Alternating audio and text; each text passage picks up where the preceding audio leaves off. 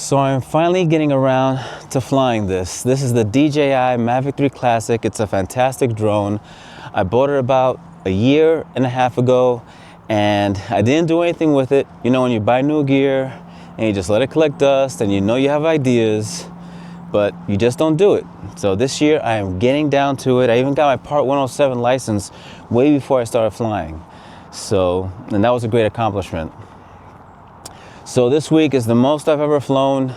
Actually, the last 2 weeks. Here I have a video compilation coming up.